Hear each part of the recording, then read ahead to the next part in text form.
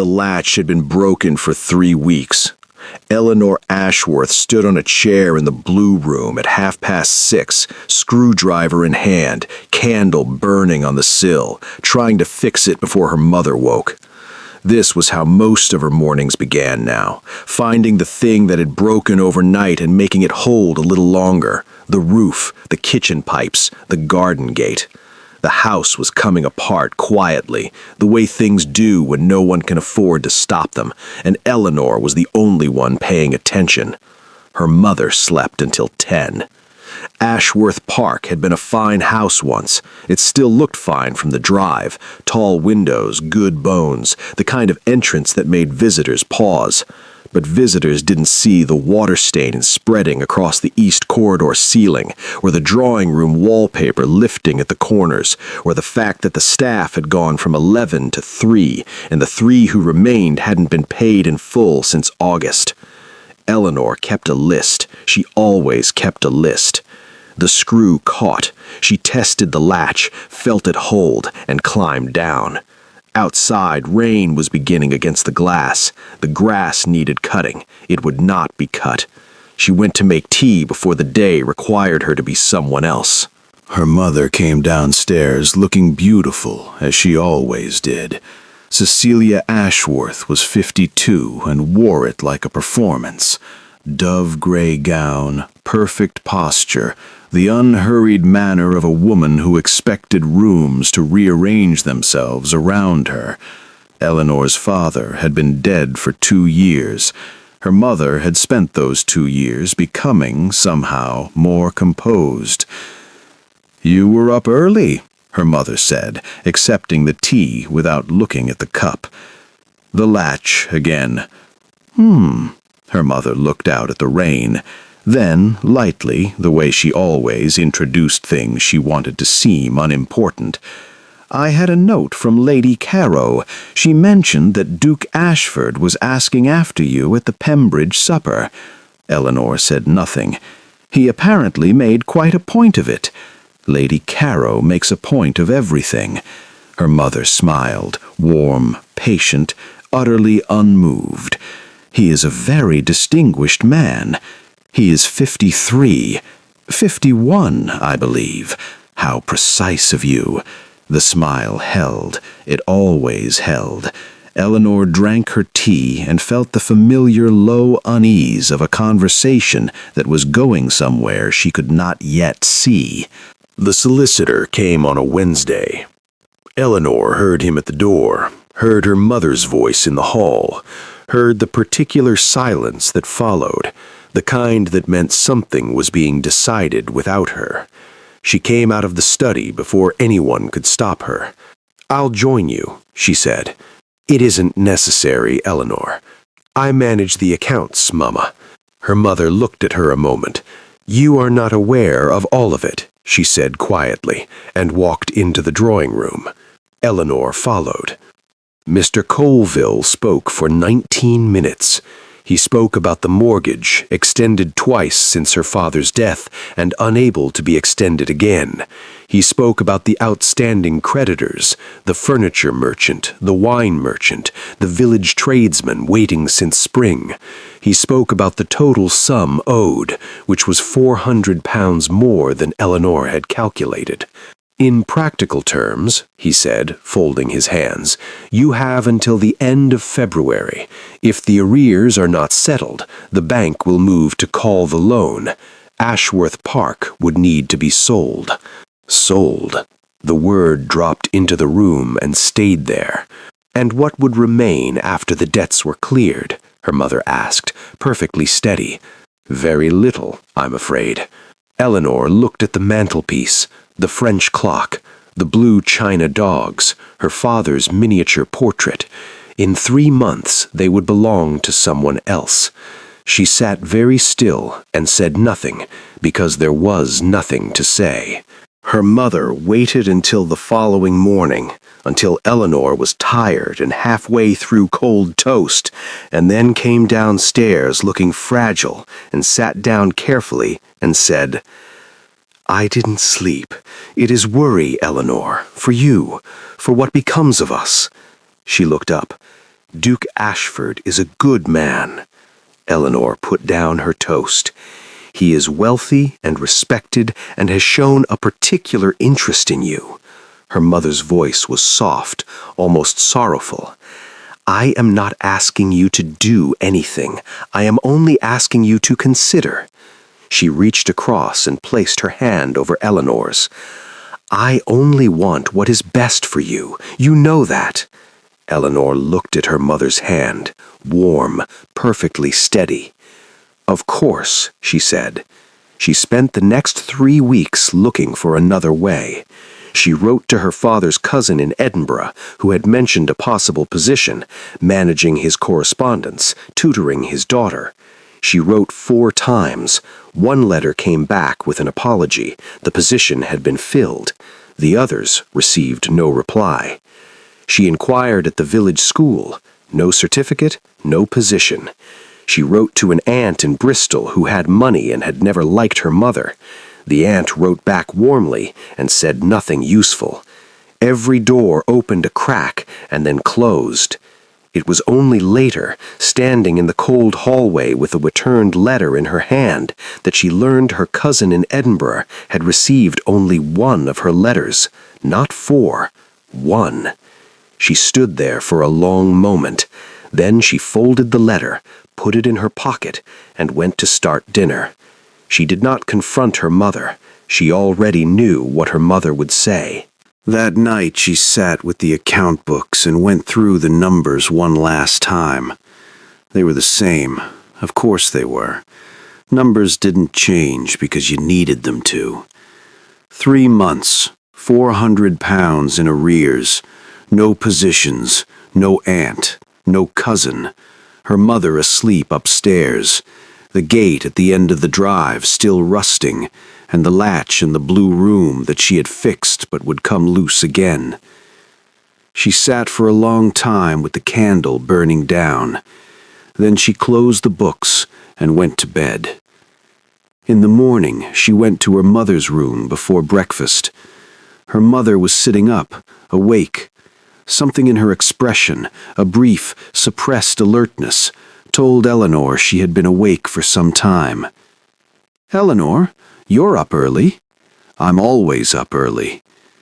Eleanor stood in the doorway and looked at her mother, the composed face, the careful eyes, the miniature portrait of Eleanor herself on the bedside table, 8 years old, gap-toothed, taken in a summer that felt like another life. "All right," Eleanor said. Her mother's relief was immediate and real. Eleanor gave her that, and she pressed her hand to her mouth and said, "Oh, my darling," in the voice she kept for moments like this. "Arrange the introduction, whatever Lady Caro requires." She pulled the door shut and went downstairs. She met him a fortnight later at a dinner Lady Caro had organized, with the precision of someone who had spent decades arranging exactly this kind of accident. Duke Arthur Ashford rose when she was introduced, and his expression held something she hadn't expected, a genuine, uncomplicated attention, not the assessment she had braced for, just interest, quiet and real.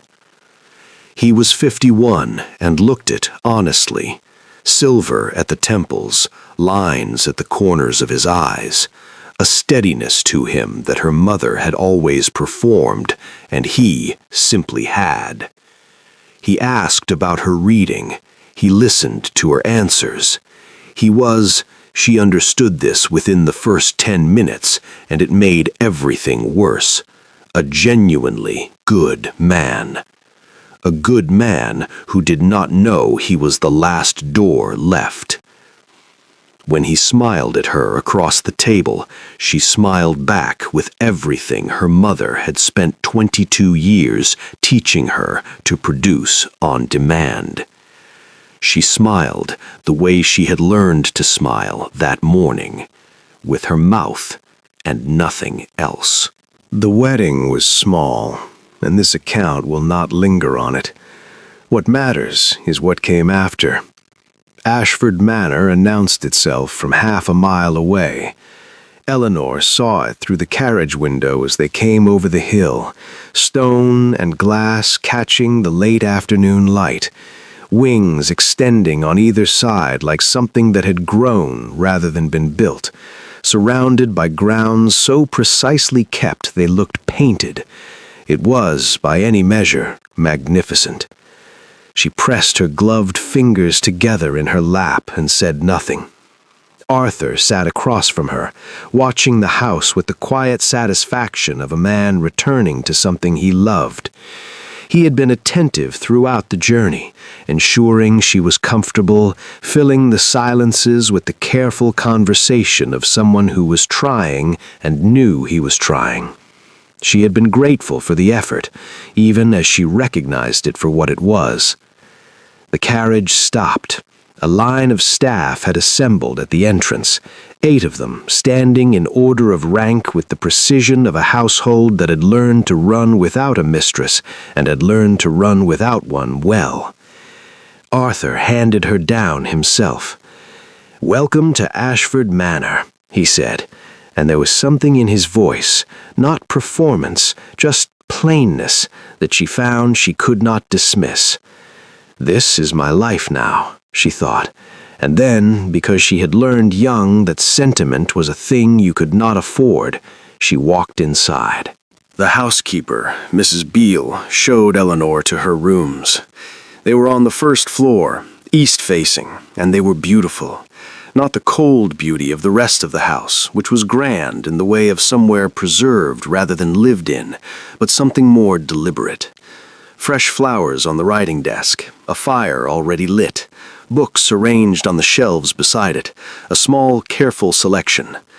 "His Grace asked that the shelves be stocked according to your interests," Mrs. Beale said. He made inquiries. Eleanor looked at the books.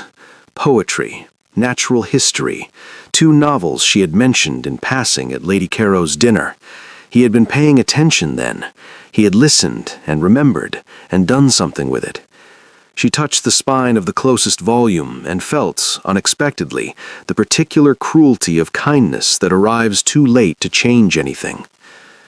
Arthur came to find her before dinner. He knocked, which she had not expected, and waited for her to answer, which she had expected even less.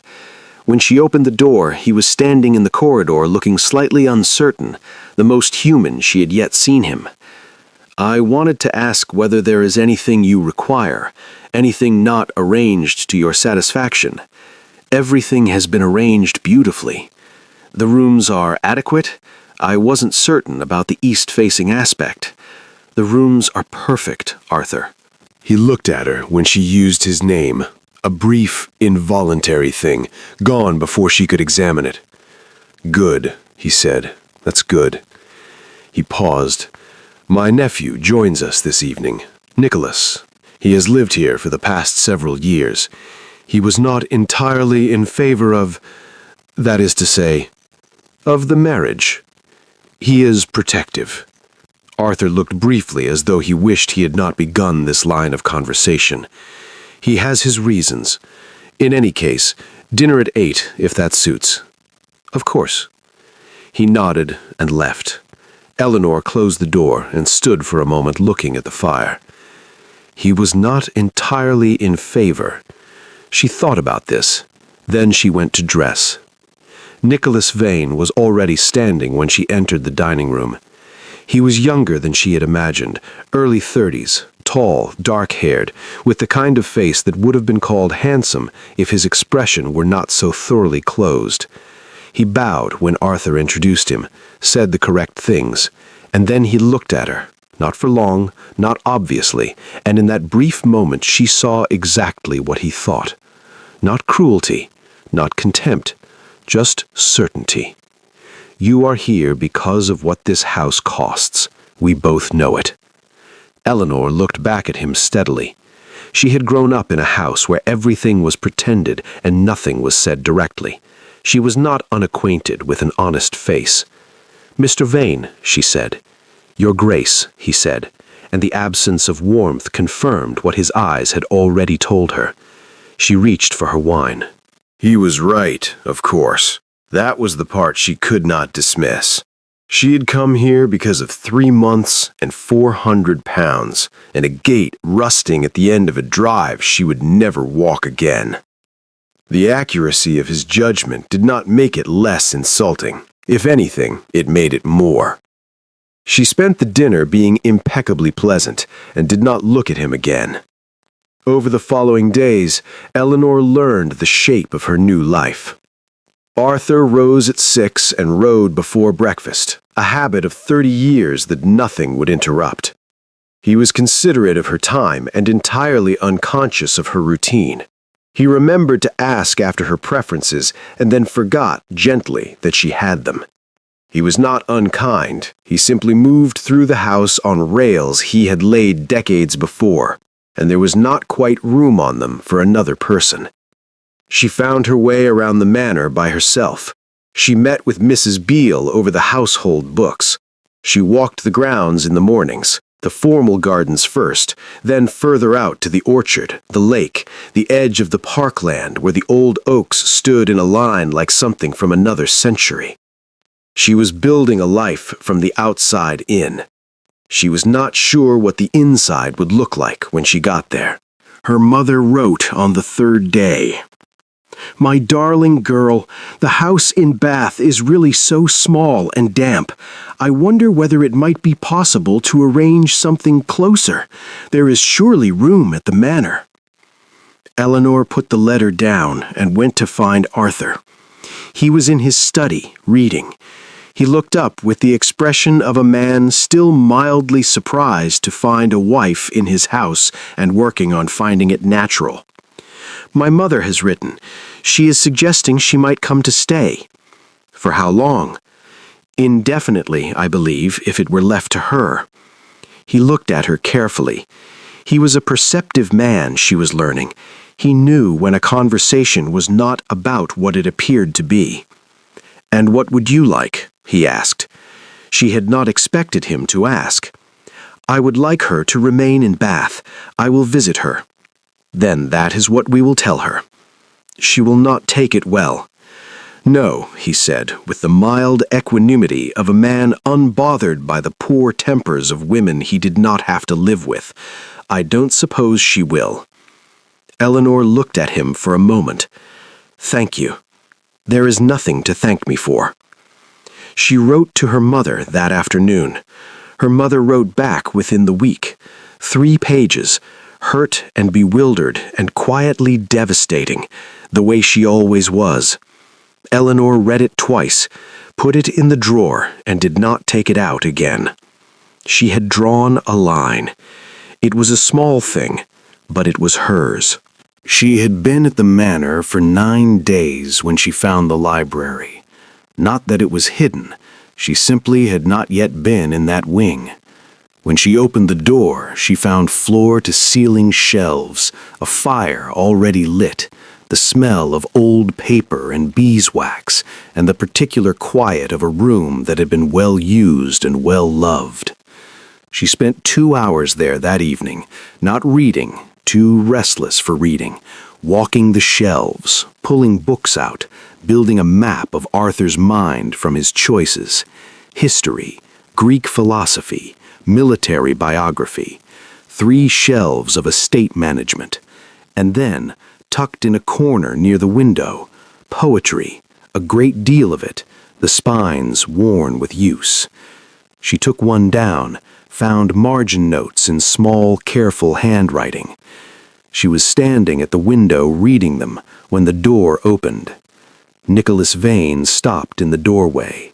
A half-second before his expression reassembled itself, a flash of something unguarded, gone before she could name it. "I wasn't aware you were here," he said. "Evidently." She closed the book. "Am I in your way?" "No." He came in, went to the desk in the far corner, began looking through papers. He had been using this room, she understood. It had the particular settled quality of a space someone worked in regularly.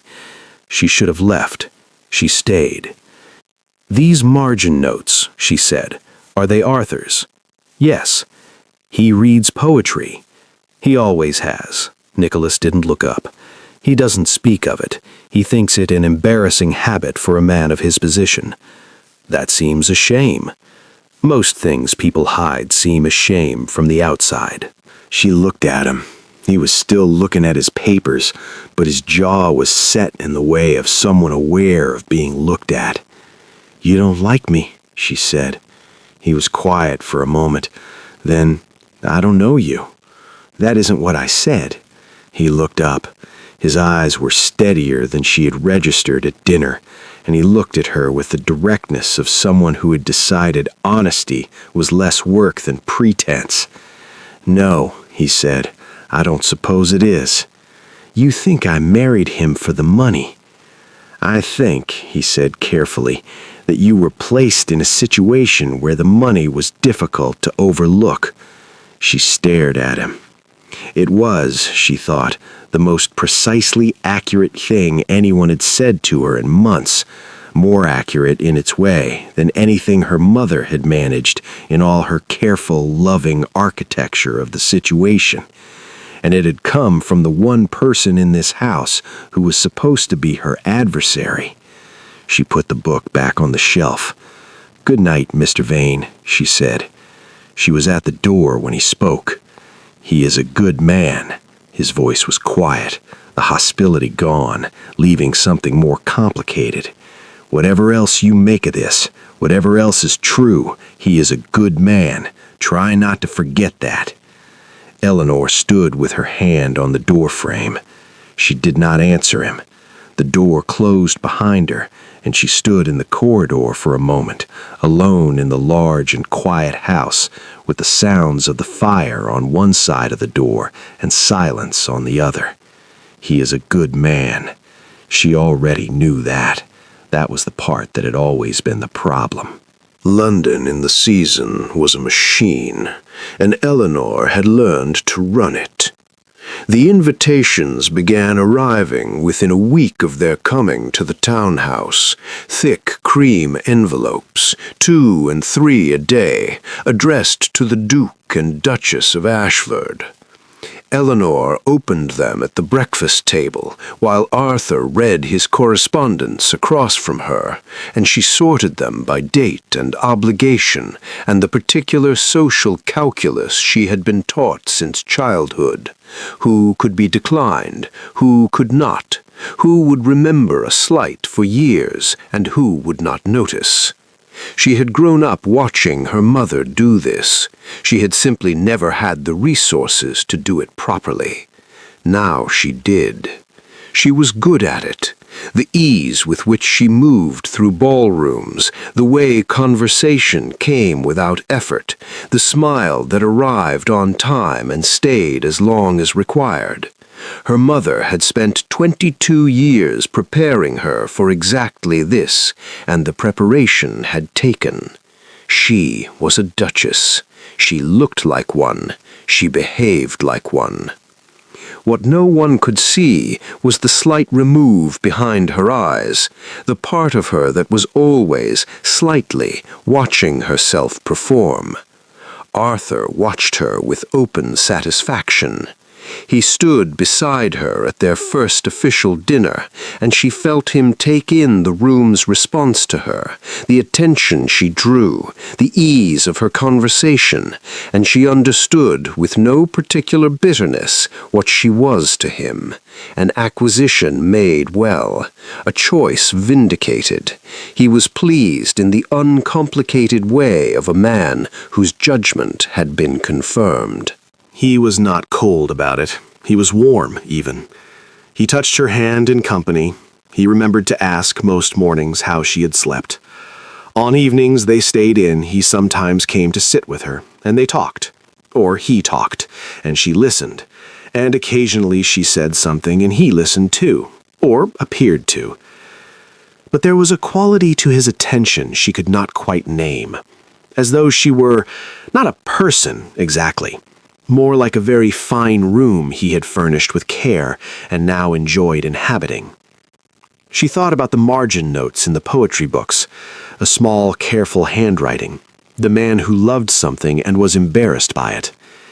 She thought, I am not sure he knows how to let anyone in. She was not sure either that he was trying. Her mother arrived in London in the second week of March, not to visit, to stay in a small but well-appointed flat in Mayfair, for which, Eleanor learned from the household accounts, Arthur was paying the rent. She had not been consulted. When she raised it with Arthur, he looked briefly uncomfortable and said that her mother had written to him directly and that it had seemed unkind to refuse a woman in delicate health a chance to be near her daughter. Eleanor looked at him for a long moment. "Of course," she said. She called on her mother the following afternoon. Her mother received her in a sitting room already arranged with her own things: the French clock, the blue china dogs, objects that had been in Ashworth Park 3 months ago and were now here, installed as though they had always belonged. "You've settled in quickly," Eleanor said. "I find I adapt," her mother smiled, pleased with herself in the particular way she always was when a plan had worked. "And it is so much easier to see you here. The manor was rather far." Eleanor looked at the china dogs. "Arthur is very generous," her mother added. "Yes," said Eleanor, "he is." She stayed for 40 minutes, said everything that was required, and left. On the street outside, she stood for a moment in the cold air and felt with great clarity that she had drawn a line in Bath, and her mother had simply walked around it. Her mother began appearing. At dinners first, introduced by Eleanor because not introducing her would have caused a scene. Then at afternoon calls, where she arrived at houses Eleanor had not mentioned to her and was received with the delighted curiosity people reserve for the unexpected. Then at the dressmaker's, where Eleanor arrived for a fitting and found her mother already there, chatting with the proprietress like an old friend. The Duchess's mother. That was the currency. Eleanor watched her spend it with the practiced ease of someone who had always known exactly what she was worth and had simply been waiting for the right exchange rate. She was charming, her mother. It was one of the things that made her difficult to argue with. She was so pleasant about everything, so warm, so entirely convinced of her own good intentions. People liked her immediately. Arthur liked her.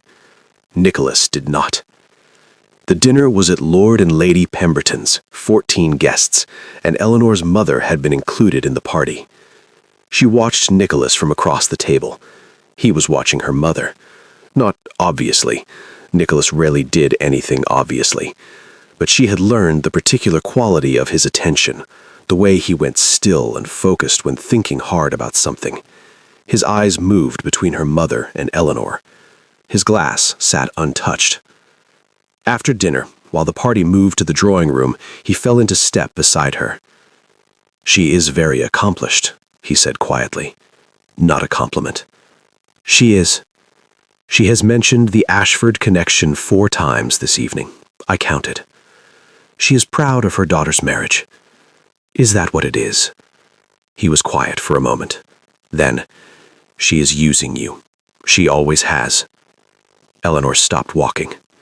She turned to look at him. His expression was not unkind. That was almost worse. "You know nothing about my family," she said. "No," he agreed. "I don't." She went into the drawing room and smiled for the remaining 2 hours of the evening without a single moment of difficulty, because she had been trained for exactly this.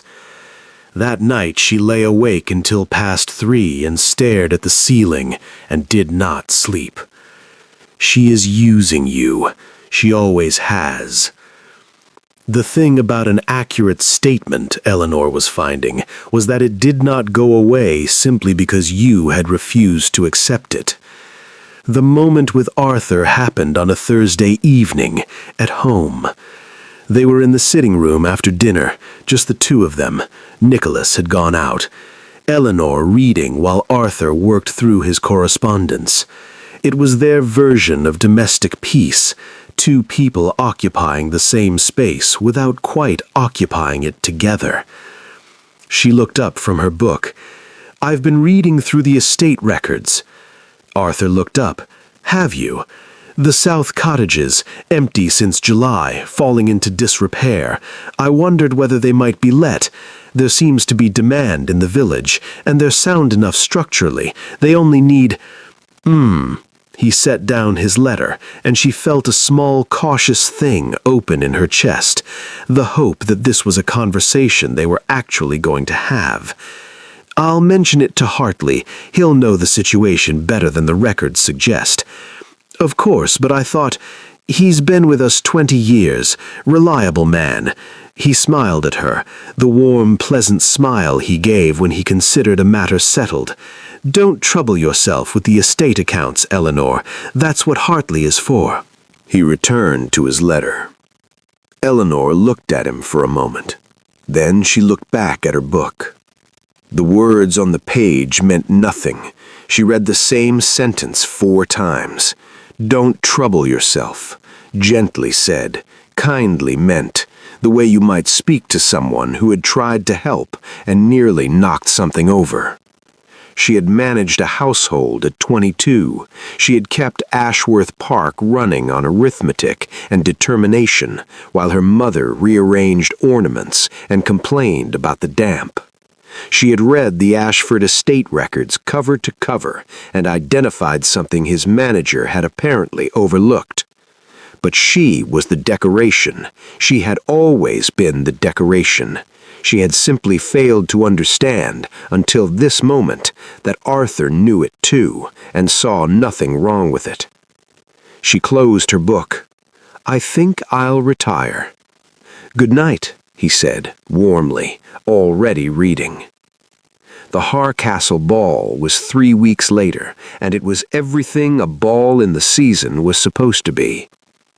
Eleanor moved through it with the ease of practice, the right words to the right people, the small, precise negotiations of precedence and attention that constituted the whole game of evenings like this. She danced twice with Arthur, who danced correctly and with obvious pleasure. She smiled and conversed, and was, by any external measure, a success. But there was a point, around 11 o'clock, when she found herself standing at the edge of the room with a glass of champagne she wasn't drinking, and she felt it. The glass wall that had always been there, and that she had simply been moving too quickly to notice. The room full of people talking to the Duchess of Ashford. The room empty of anyone talking to Eleanor. She looked across the ballroom. Nicholas was standing near the far windows, talking to a woman she didn't recognize, young, laughing at something he'd said. And Nicholas was different. The closed quality was gone. He was leaning slightly forward, genuinely engaged, and he was laughing too, an actual laugh, not the polite version she had seen at dinners. She had not known his face could do that. She looked away, back at the chandelier light scattered across 500 people who had no idea she was standing there. Arthur appeared at her elbow. "Are you all right?" "Perfectly," she said, and smiled at him. "I was just catching my breath." He patted her hand and moved away into the crowd, and Eleanor stood at the edge of the room and breathed. She was 22 years old. She was a duchess. She was very good at all of this. She turned her glass slowly in her hands and watched the light move through it and waited for the evening to be over. The season ended and London released them. Arthur made no secret of his relief.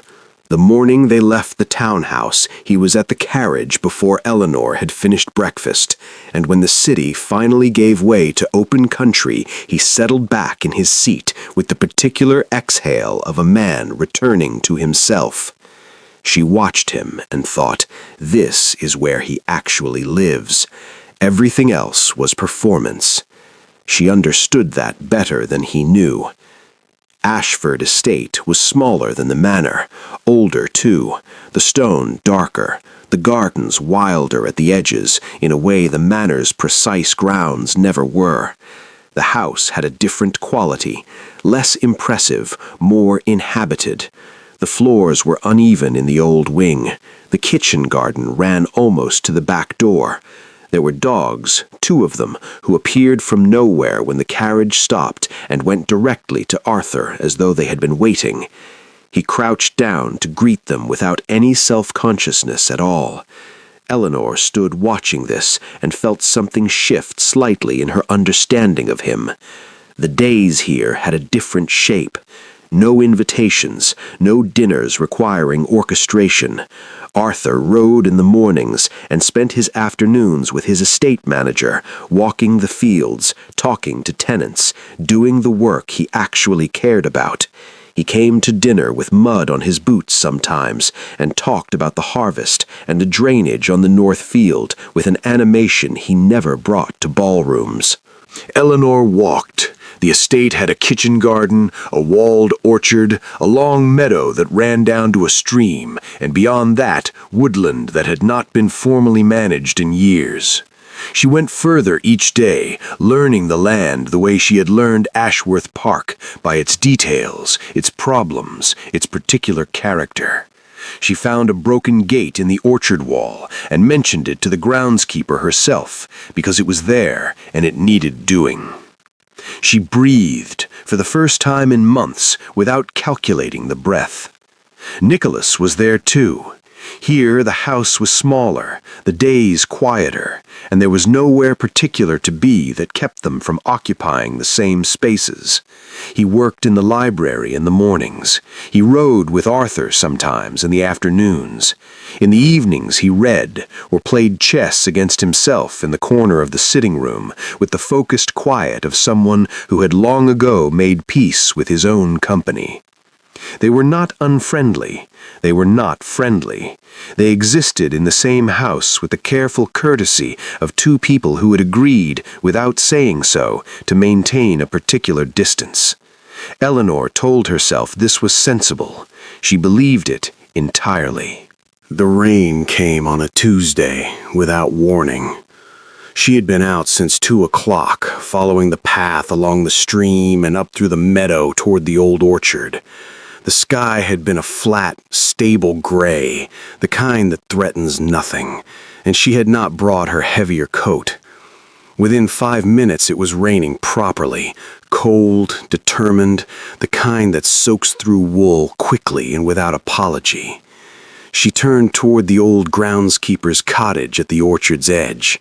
It had been empty for years, but the roof was sound. She had checked it herself the week before, out of habit. She pushed the door open and went in. The room was dim, smelled of old wood and damp earth, held a broken chair and a rusted iron stove and nothing else of consequence. Rain hammered the roof. She pushed wet hair back from her face and watched it come down across the orchard, turning the grass silver. The door opened behind her. Nicholas stood in the frame, as wet as she was, and for a moment they simply looked at each other with the mutual blankness of 2 people who had each believed themselves alone and were revising that belief. "I was at the far field," he said. "I was at the stream." He came in, pulled the door shut, stood on the other side of the room and looked out the window beside her at the rain. Neither of them said anything for a while. It was the specific quality of a silence between 2 people who had been carefully avoiding each other and now run out of room to do it in. "Do you like it here?" he asked. "Not London, here." She considered the question properly, because he had asked it properly. "Yes, more than I expected." "Arthur loves it." "I know, he's different here." "He's himself here." Nicholas was quiet for a moment. "London is a performance he gives. He's good at it, but it costs him." She looked at his profile. "You know him very well." "I've lived with him for 20 years. He paused. "I was 11 when my mother died. Arthur came to collect me in April. I had met him twice before that, I think. And the house was—" He stopped, looked out at the rain. "Very large, very quiet, full of things I wasn't supposed to touch." Eleanor said nothing. She understood, with the precision of someone who had felt a version of the same thing, what it was to be placed in a house where you did not quite belong and were expected to be grateful for the placing. "He was kind," Nicholas said. "Always kind. He sent me to school, took care of everything. I was never made to feel unwanted." He said this carefully, as though locating the exact truth of it. "But I was also never made to feel that I was his. I was the nephew, the ward, the charity case in some lights. I'm not sure he knew how to do it differently. Ease does not come naturally to him, with people." "No," Eleanor said quietly. "I've noticed." He turned to look at her then, and she looked back, and for a moment neither of them deployed the expression they usually kept ready for the other. The wariness, the careful blankness, and in its absence she saw something she had not seen before. He was tired. Not today tired, the other kind. She recognized it because she had it too. "You grew up feeling like a stranger in your own house," she said. It was not quite a question. He held her gaze. "Didn't you?" The rain came down.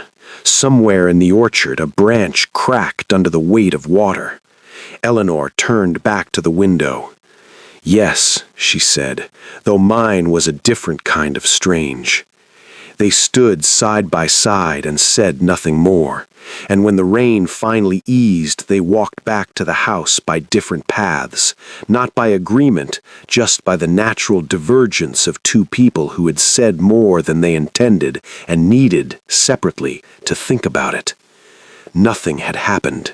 She told herself this on the walk back, mud on her boots, wet coat heavy on her shoulders. Nothing had happened.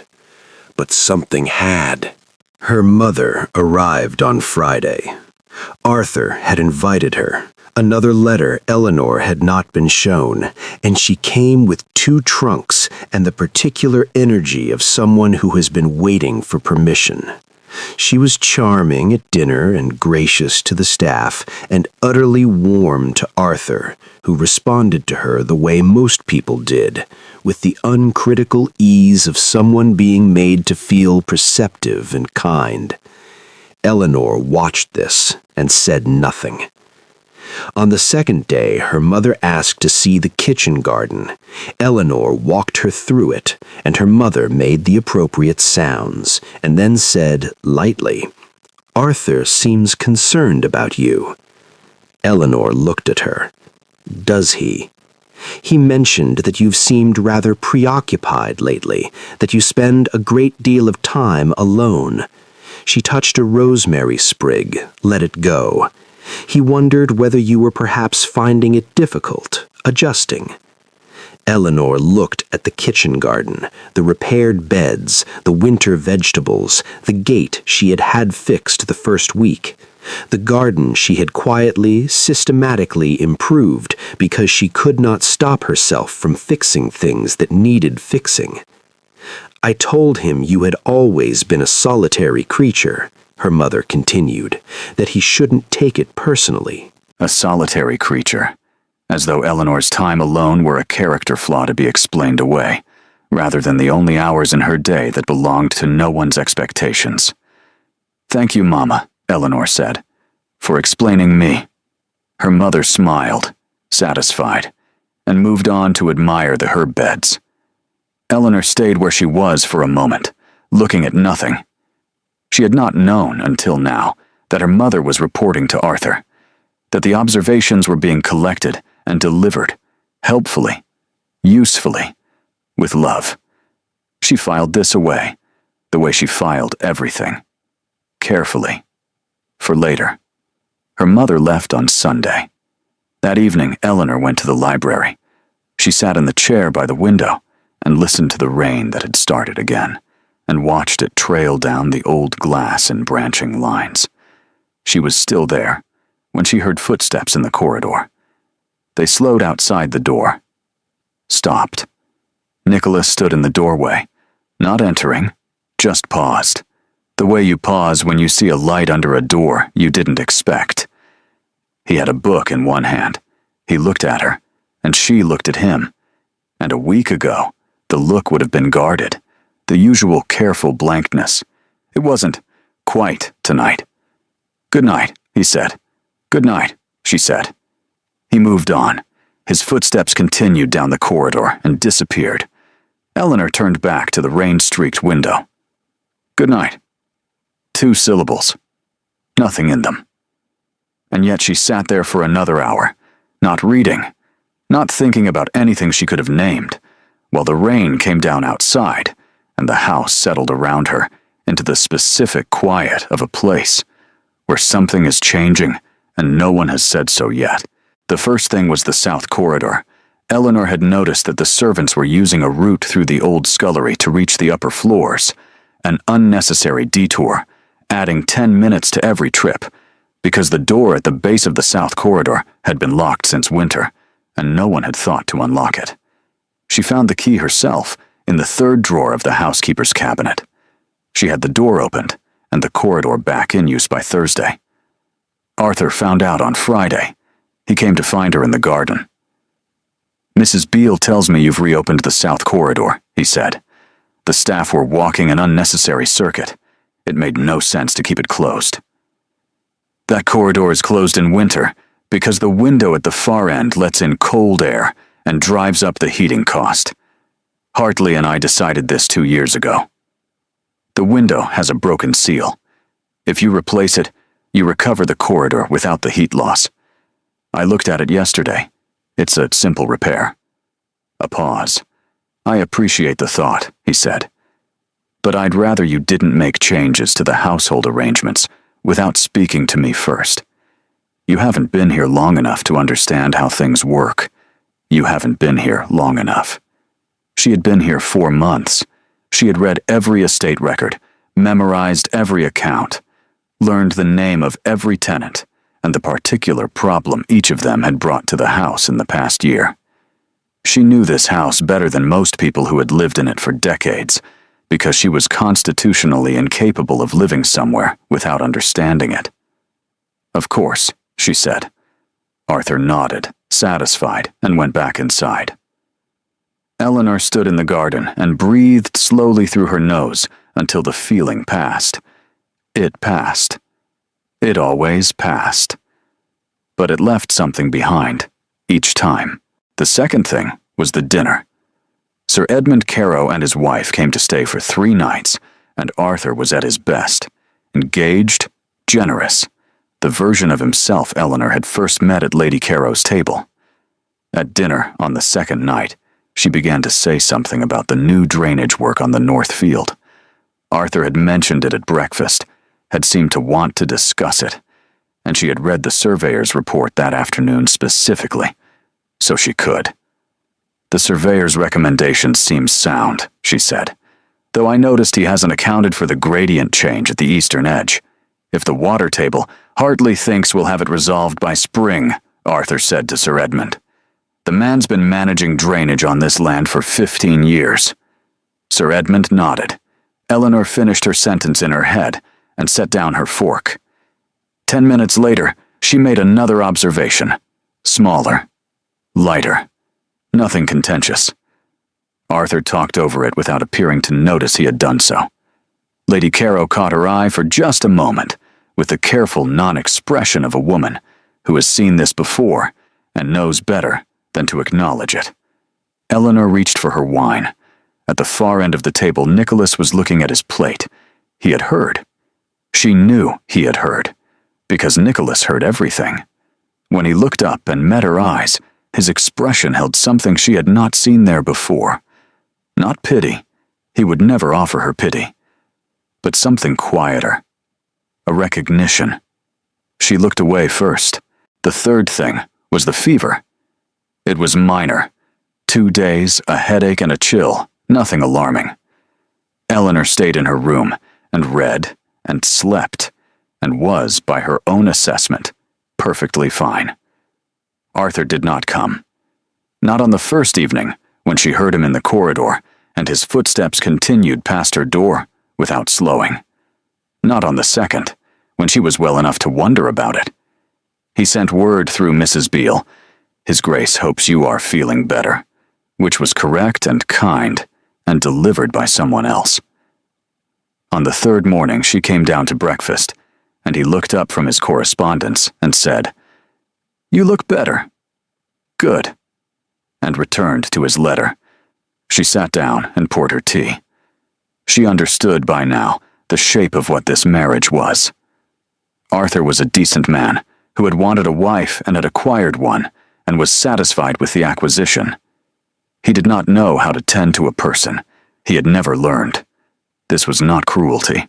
She was certain of that. But the effect of it was the same regardless of the intention behind it. She drank her tea and did not think about the 2 evenings his footsteps had gone past her door. She did not think about it at all. The library had become theirs, without either of them deciding it. Not simultaneously. They were not yet at the point of seeking each other out, or not admitting to it. But after the rain and the groundskeeper's cottage, they had stopped pretending it was coincidence. Nicholas read at the desk. Eleanor read in the chair by the window. Sometimes they talked. Sometimes they didn't. Both were easy, which was itself a thing worth noticing. She told him about the South Corridor, not as a complaint, just told it as a fact, because it was there between them, and they had passed the point of pretending things weren't. Nicholas listened. Then, "He's been the authority here for 30 years. He doesn't know how to share that. I'm not trying to take it from him. I know, he doesn't." She looked at him. "Do you tell him that?" A small pause. "We don't talk about you." "Why not?" He looked back at his book. "Because I'm not certain I could do it without bias." She didn't ask him what he meant. She thought she knew. She filed it carefully away.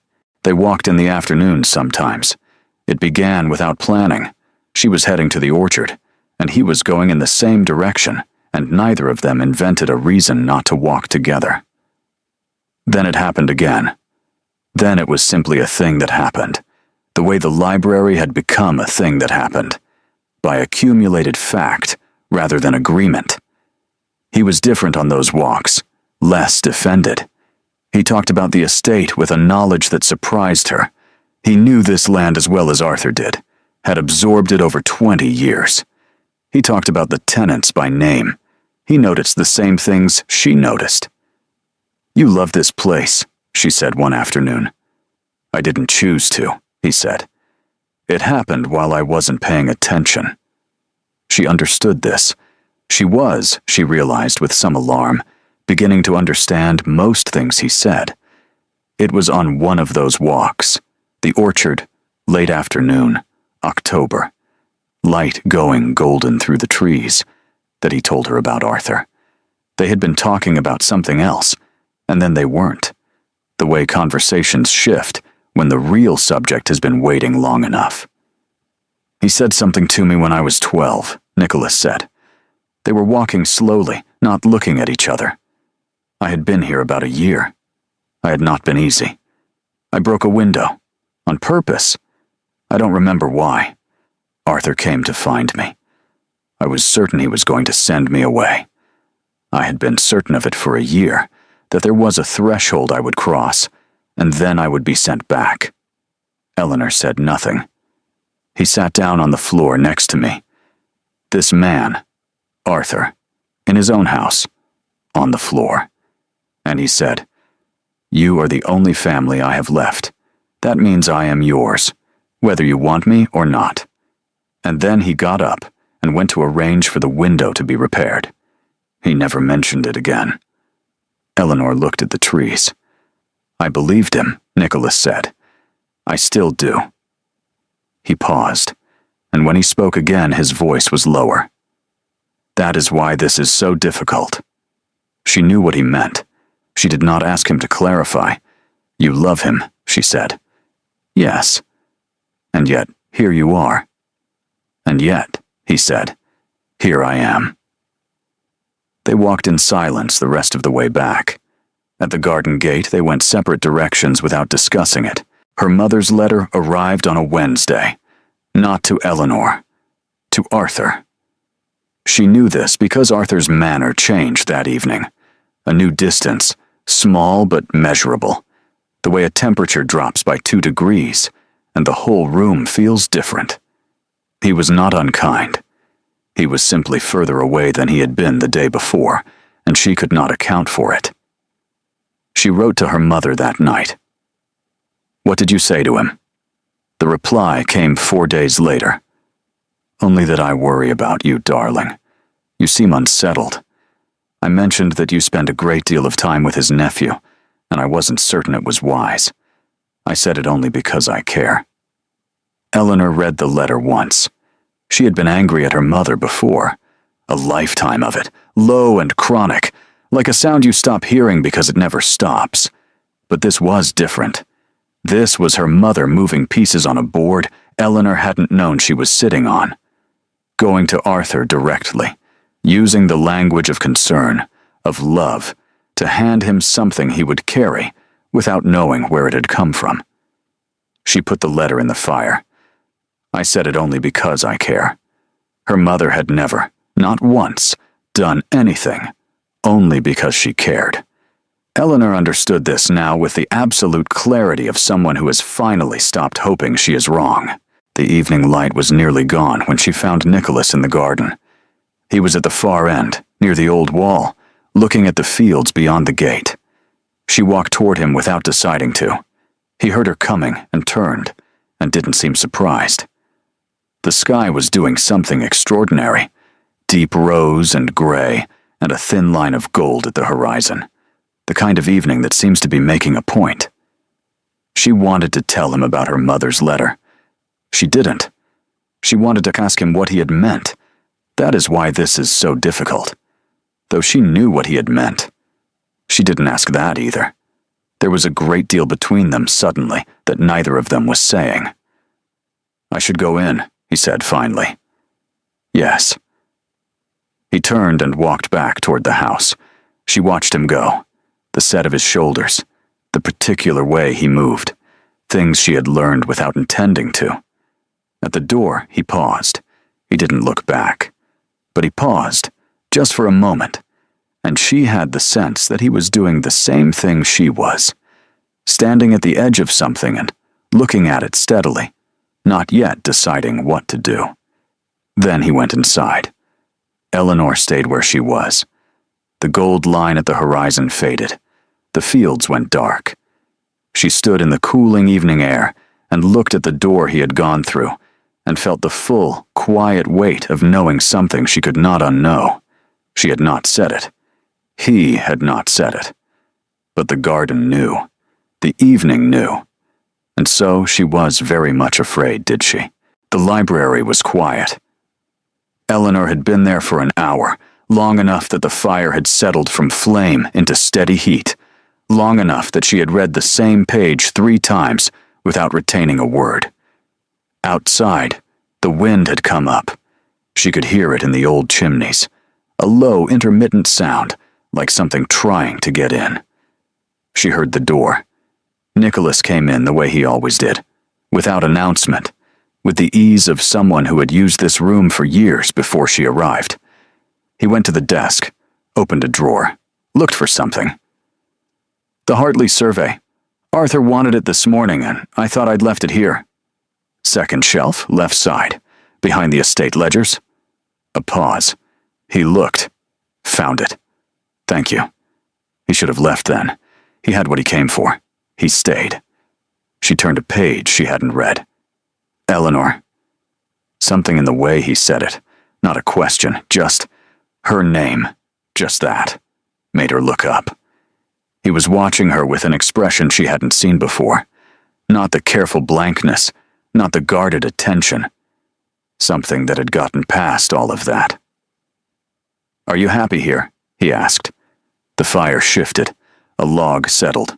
Somewhere in the house, a door closed in the wind. She opened her mouth. The correct answer was ready, had always been ready. She had been giving it for months. Very much so. Arthur is very kind. The estate is beautiful. Nothing came out. The silence went on long enough to become its own answer. Nicholas set the survey down on the desk. He took one step toward her. Then he stopped. She watched him make the decision to stop, watched it cost him something, and the room felt very small and very still. "I should not be asking you this," he said. "No," she said. "You should not." Neither of them moved. He picked up the survey. "Good night," he said. "Good night." He left. The door clicked shut. Eleanor understood that something had been spoken in this room that could not be unspoken. Not the words. The words were almost nothing. But what had lived inside them? What had passed between one person and another in the space where a correct answer had failed to appear? She closed the book and sat for a long time in the quiet room, and did not try to think her way out of it. Arthur summoned her the following morning. Not asked. Summoned. A note sent to her room, formal and brief. She went. He was standing when she arrived, which told her everything about the conversation before it began. Arthur sat when things were going well. He stood when he had decided something. "Close the door," he said. She took the chair across from his desk, because she wasn't going to stand through this, and she folded her hands in her lap and waited. "I want to speak to you about Nicholas." "All right. I'm aware that you spend a considerable amount of time in his company, walking, the library." He said it without accusation, which was almost worse. He said it the way he said everything, evenly, from a great and reasonable height. "I want to understand whether there is something I should know." "We talk," Eleanor said. "That is all. He is the only other person in this house, Arthur. When you are with Hartley, when you are with the tenants, there is no one else to speak to." "I understand." He paused. Nevertheless. She looked at him, this good, careful, distant man, and felt very tired. "I've done nothing wrong," she said. "I'm not suggesting you have." He moved to the window, stood with his back to her, looking out at the grounds he loved and understood, and managed so much better than he managed anything with a heartbeat. "I'm simply asking you to be mindful of appearances, of what is appropriate." He turned. "You are my wife, Eleanor. I should like you to remember what that means." She looked at him. "I should like you to remember what that means." And she thought, "I have remembered nothing else since the morning I walked into your study and said, 'All right.'" But what he said next was worse. "I did not marry you for conversation, Eleanor." He said it simply, without malice, as though it were a clarification, something she might have misunderstood and now need not. The room was very quiet. "No," she said. "I don't suppose you did." She stood, smoothed her dress, walked to the door with the steadiness her mother had spent 22 years building into her spine. "Eleanor," she paused. "I do care for you," Arthur said. And she believed him. That was the thing. She still believed him. But she understood at last the precise dimensions of what that caring was. Wide enough to furnish her rooms and remember her books, not deep enough to come to her door. "I know," she said. She closed the door behind her, walked to her room, and stood at the window looking at the orchard. She did not cry. She had not cried since before the wedding, but something inside her went very still and very cold, the way water goes still before it freezes. She had known this. She had always known it. But there is a difference between knowing something and being told it, plainly, by the person it concerns. Something had ended in that study. Not the marriage. Marriages like this one did not end cleanly. But some last remaining question about what this was. Some final possibility she had not known she was still carrying. It was gone now. Her mother came the next day. Not invited. She simply arrived.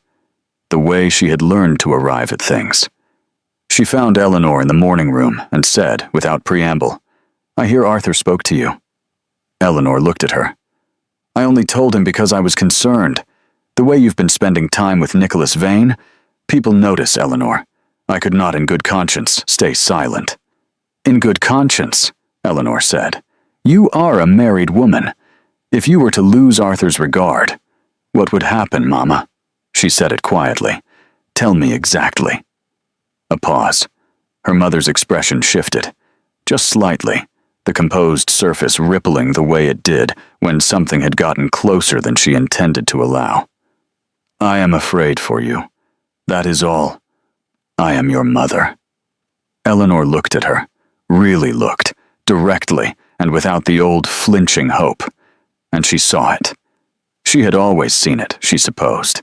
But there had always been some residual warmth she kept finding, because she needed it to be there. It wasn't there.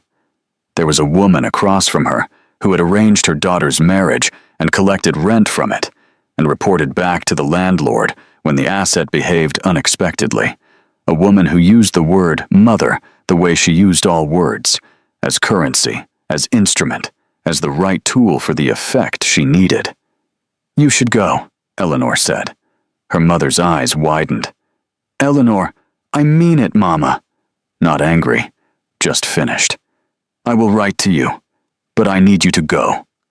Her mother went, not without a performance. There were wounded eyes and a quiet comment about ingratitude meant to follow Eleanor up the stairs. But she went. Eleanor stood in the morning room after she heard the carriage, and felt, for the first time in as long as she could remember, the particular lightness of a decision made and meant. Nicholas found her in the garden that afternoon. Or she found him. She was never entirely certain afterward who had been looking for whom. He came around the corner of the old wall and stopped when he saw her. I owe you an apology, he said. Arthur said something to you. I know he did. If my behavior has caused you difficulty, I'll keep my distance, if that would— Nicholas. She said it more firmly, and he stopped. It is not your fault. Eleanor, none of this was ever my choice. Not the marriage. Not this house. She stopped. Steadied. I want you to understand that, before you take responsibility for something that was never yours to carry. And so she told him, not everything at once. It came in pieces, the way true things do when you have not said them out loud before.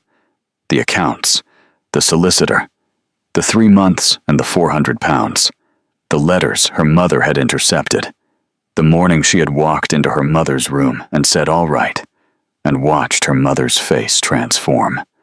He listened. He did not interrupt. He did not offer reassurances, reframings, the small, comfortable lies of someone who wants the story to be less than it is. When she finished, the garden was very quiet. I knew you did not come here freely, he said at last. Yes, but I did not know how little freedom you had. No one did. That was rather the point. He looked at her, the look from the rain, from the groundskeeper's cottage, the look that had no performance in it. What Arthur said to you, yesterday. She shook her head slightly. She was not going to say it. She didn't need to. He understood. She could see him understand, and see what that did to him, something moving behind his eyes that he controlled, but couldn't quite eliminate. Eleanor, he said. Don't, she said quietly. Not yet. He closed his mouth. They stood facing each other in the autumn garden, and there was something between them that had no name yet, or had a name neither of them was saying, and the distance between them was not very large, and not getting any larger. I should have gone when Arthur wanted to send me to London, he said finally. Last spring, I found reasons to stay. I told myself it was the estate, that he needed me here. Maybe he did. Maybe. His eyes didn't leave hers. That wasn't why I stayed. The admission dropped between them, quiet and irreversible. Eleanor looked at him for a long moment, at the face she had been learning for months without meaning to, at the man who had told her the truth when no one else had, who had seen what she was and not looked away from it. I know, she said softly. The garden held them. Neither of them moved. Something had to happen now. She could feel it, the pressure of it, the way a storm feels before the first drop falls. But the step was very large, and they were standing at the edge of it. And, "Not yet," he said. She blinked. He was almost smiling. Not quite, but almost. The particular expression she had come to watch for. "You said it first." "I did." "So we're agreed." "We're agreed." He nodded once, as though something had been settled. Then he turned and walked back toward the house, and she stayed where she was, and the garden was very quiet, and she understood with absolute certainty that not yet is not the same thing as no, not even close. The letter arrived on a Monday, and by Thursday it had changed everything. Eleanor found out the way she found out most things in this house, not directly, not from Arthur, but sideways, through the particular silence that fell over a room when she entered it.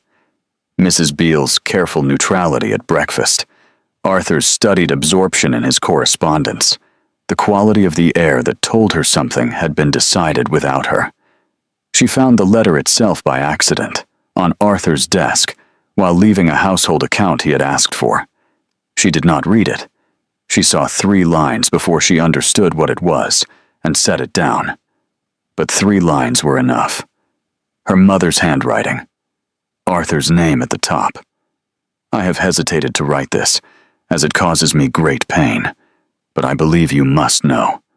I have observed, on more than one occasion, behavior between Eleanor and Mr. Vane that no wife should—" She put the letter down. She stood very still in the study, looking at her mother's handwriting, and felt something move through her that was beyond anger, something colder and more absolute, the feeling of a door closing on a room she would never enter again. Then she went to find Arthur. He was in the stables. He looked up when she came in, handed the horse to the groom without being asked, and walked with her to the far end of the yard, out of earshot. "You've seen the letter," he said. 3 lines of it.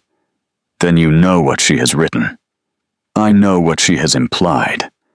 Eleanor looked at him steadily. "It is not true, Arthur." "I want to believe that." "Then believe it, because it is the truth." He was quiet for a moment. He looked out at the fields, always the fields, the one place he knew how to look when he did not know how to look at a person. "The difficulty," he said, "is that it does not matter." She stared at him. "Whether it is true or not, the appearance exists. Your mother has observed something. Others may have also." He turned to face her, his expression reasonable, measured, entirely convinced of its own correctness. "I cannot have that conversation with my neighbors, Eleanor. I will not have my house be the subject of that kind of talk. I've asked Nicholas to go to London. There is business there. Legitimate business. You're sending him away. I'm asking him to give us time to—" "You are punishing him for something he did not do, because my mother wrote you a letter full of implications she cannot substantiate, and your primary concern is what your neighbors will say." Her voice was very even. She had her mother to thank for that, at least. "Arthur, look at me." He looked at her. "My mother has been managing this marriage since before it began. She intercepted my correspondence when I was trying to find another way out. She reported to you when she felt her position was threatened. This letter is not concern. It is self-preservation." She held his gaze. "She is afraid that if I find any kind of happiness here, she will lose her access to your money. That is the whole of it." Something moved through his expression. Doubt, she thought, or the beginning of it. Then it settled back. "Whatever the reason," he said, "appearances must be maintained." The yard was very quiet. One of the horses shifted in its stall. The wind moved through the old oak at the corner of the fence. Appearances must be maintained. She had known, she supposed, that it would end here. At this sentence, or one like it. She had known since the study, since I did not marry you for conversation, had known even since the very beginning. since the morning she walked into her mother's room and said, "All right." She had been waiting, without admitting she was waiting, for the moment it finally showed her its limit. Here it was. "Then I cannot stay," she said. Arthur went very still.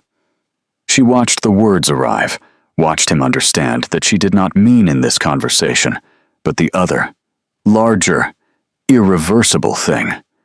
And she saw something happen in his face that she had never seen before.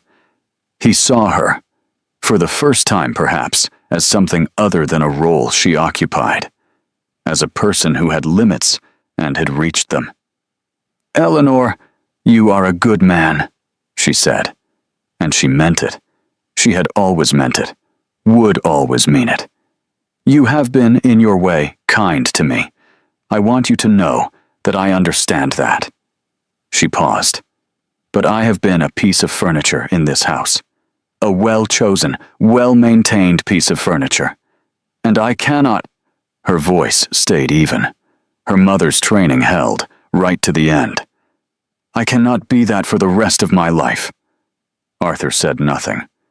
She turned and walked back to the house. She went to her mother first. Her mother looked up when Eleanor came in with the expression of someone who believes they are about to have the right conversation. "Eleanor, darling, I read the letter," Eleanor said. A pause. Something careful moved through her mother's eyes. "I wrote it out of concern." "Stop." Eleanor sat down across from her, because she was not going to give this the drama her mother would want. "I am not going to argue with you about what you intended. It doesn't matter anymore. I am done. With this. With being managed.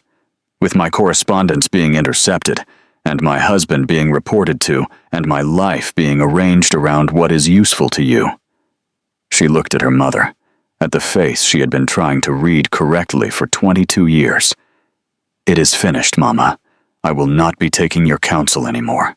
About anything." Her mother's face went through several things in quick succession.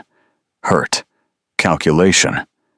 And then, reaching for the most reliable instrument. Tears. "After everything I have done for you, after everything I sacrificed, please don't. I am your mother, Eleanor. I have only ever—" "I know what you have only ever done." Eleanor stood. Her voice had not changed, not once. She was rather proud of that. "Goodbye, Mama. If you walk out of this room—" "Yes," said Eleanor. "I know." She walked out. In the corridor, she stopped for a moment, her hand flat against the wall, and breathed. Then she went upstairs. Nicholas's door was open. She saw it from the corridor, the particular openness of a room being emptied, a bag on the bed, a coat folded over the chair. She stood in the frame and looked at it, and the reality of it arrived with a weight she had not quite prepared for. He came out of the dressing room and stopped when he saw her. "Arthur told me this morning," he said. "I know." He went back to folding the coat, because he was Nicholas, and he did things with his hands when he didn't know what to do with the rest of himself. "It's all right. London is— there is legitimate work there. I've been meaning to go for some time. Nicholas. The arrangements make sense, honestly. I should have— Nicholas." He stopped folding the coat. She came into the room. She stood a few feet from him, and she looked at him, at the carefully constructed composure, at the thing underneath it that was not composed at all. And she felt very clearly and without confusion what she felt. "Don't go," she said. Just that. He went very still. The room was quiet. Outside, the afternoon light was going gold across the fields. Somewhere downstairs, a clock was ticking. The old one in the hall that had been ticking in this house since before either of them was born. He turned to look at her. "Eleanor," he said. Her name, just her name, in the voice he used when he had stopped being careful. "I know what I'm saying," she said. "I know what it means." He looked at her for a long moment. Then he set the coat down on the bed, very slowly, like a man who has made a decision and is making sure he means it. "So do I," he said. She went back to her room. She did not sleep. She sat in the chair by the window and watched the moon move across the sky and thought about all of it. Arthur's face in the yard, her mother's tears, Nicholas setting down the coat. And she felt, underneath the fear and the enormity of it, something she had not felt in a very long time. Certainty, not the false certainty of a morning when she had said all right, because there was no other answer. The real kind, the kind that comes from knowing, finally and without qualification, what you are and what you will not be. She was not furniture. She was not her mother's instrument. She was not the Duchess of Ashford, or not only that, or not for much longer. She was Eleanor, and she was 22 years old, and somewhere down the corridor a man had put down a coat because she had asked him to, and the night was long, but it was not, she thought, going to last forever.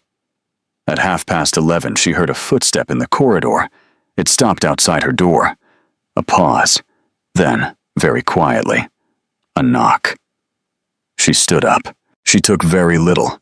A traveling bag, small enough to carry herself. 2 dresses, practical ones. Her warmest coat. The money she had been quietly setting aside for 3 months. Not much, but enough. In an envelope at the bottom of her writing case. Her mother had taught her, without meaning to, that a woman should always have something that was only hers. She moved through the dark room without a candle, because she had lived in this house long enough to know it by feel.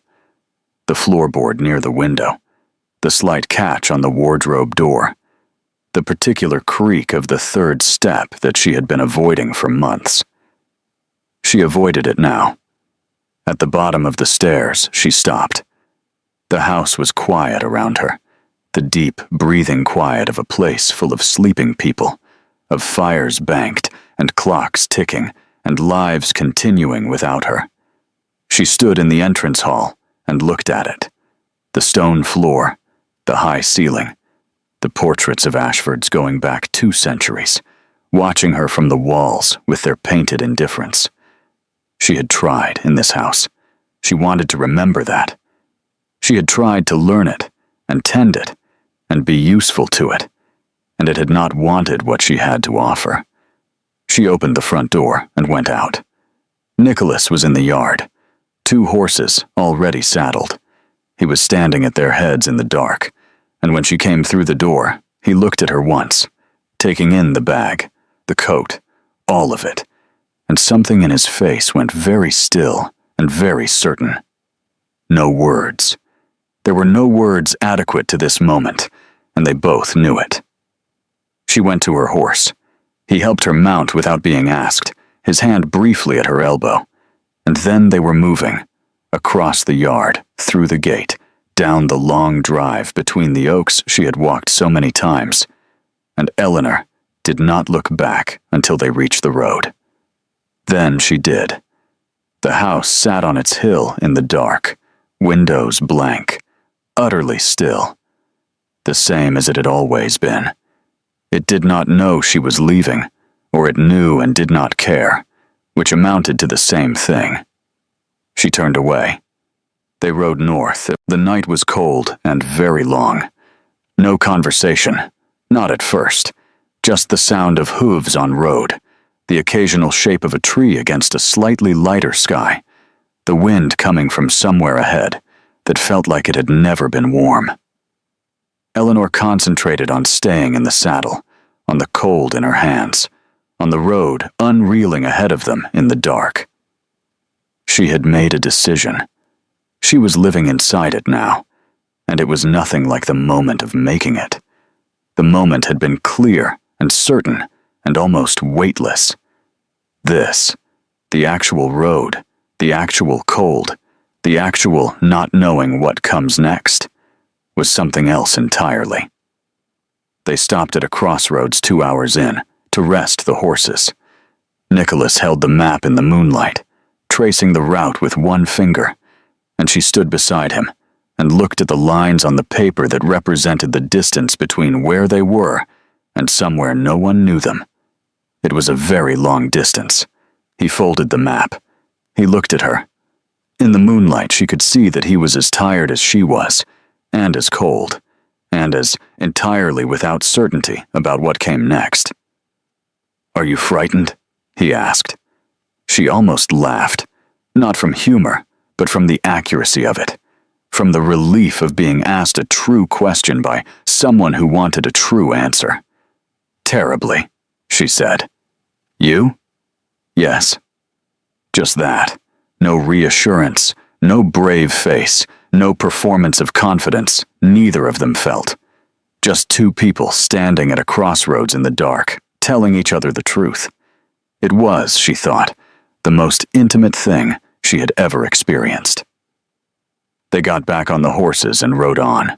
In the gray hour before dawn, she found herself thinking about the shape of it, her life, and his, and the particular way they had arrived at this road together.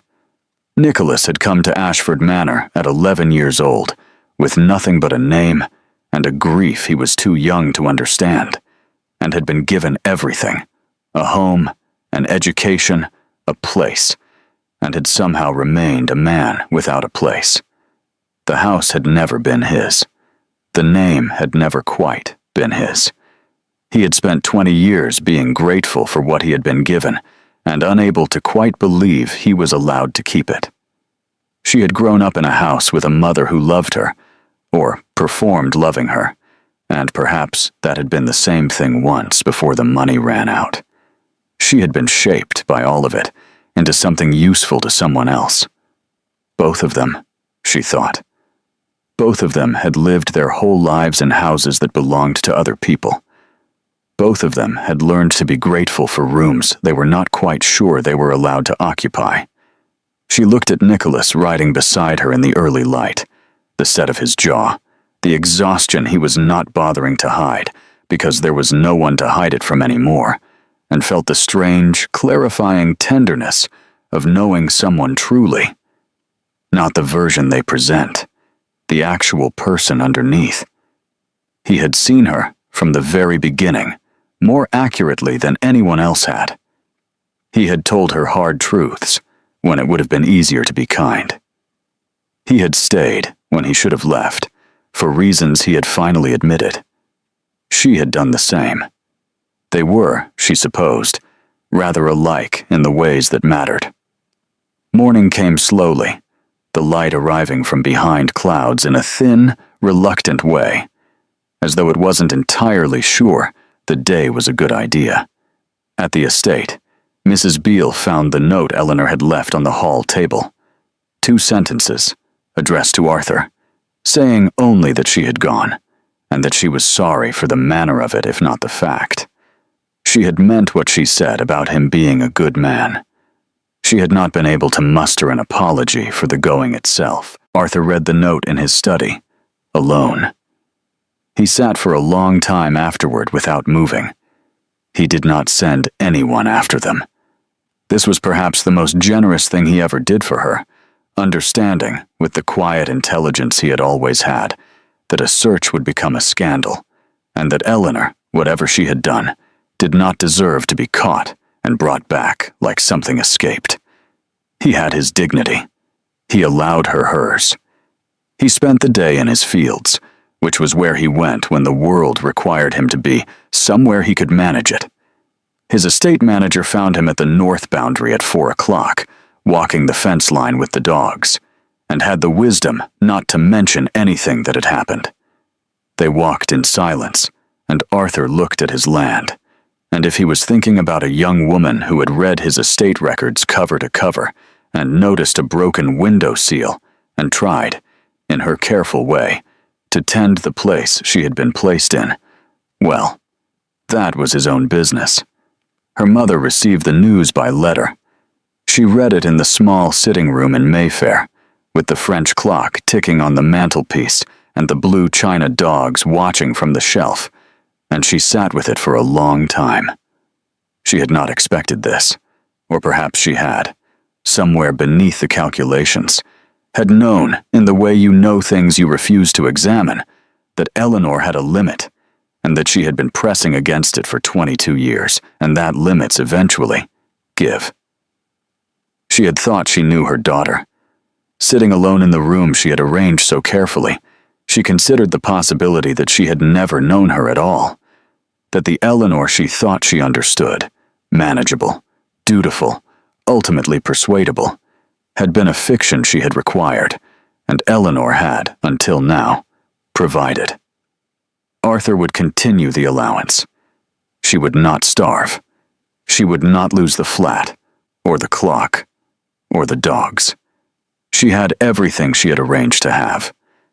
She sat alone in her well-appointed room and felt, for the first time in a very long time, the particular cold of getting what you wanted. They reached the town at mid-morning. Harwick was small, a market square, a church with a leaning spire, a scattering of stone buildings that looked as though they had been there long enough to stop caring about newcomers. It was nothing like London, nothing like the estate, nothing like anywhere either of them had been before. That was rather the point. They left the horses at the inn and found a table outside the tavern across the square. The morning was cold, but the sun had come out, watery and thin, doing its best. A woman brought them tea without being asked, looked at them with the incurious appraisal of someone accustomed to seeing people arrive from somewhere and not asking where, and went back inside.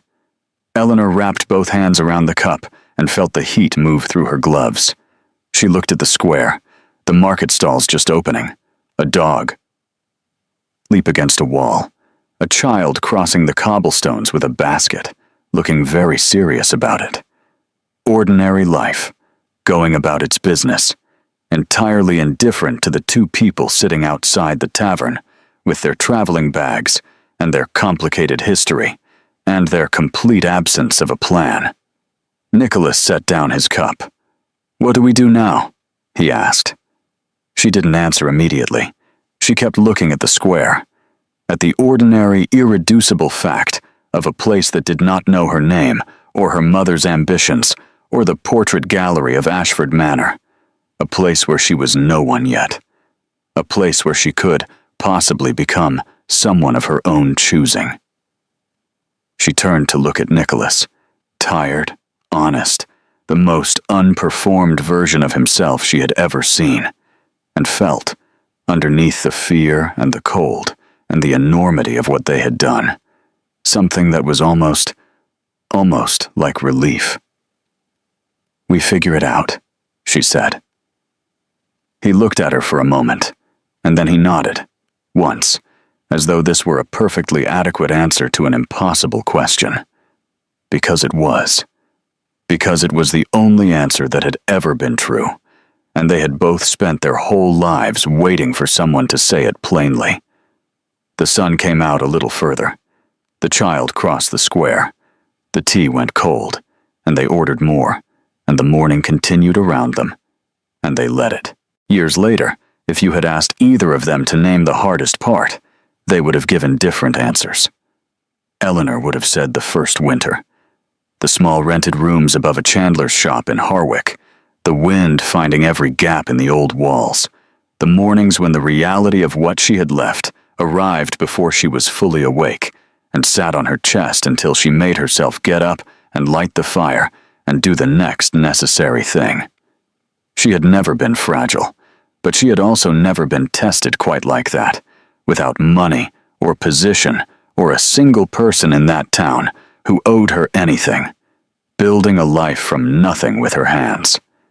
Nicholas would have said the letters.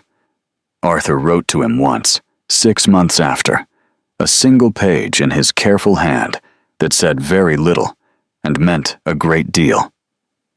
Nicholas read it in the chandler's kitchen, while Eleanor was at the school where she had begun, quietly and without announcement, to help with the younger children's reading.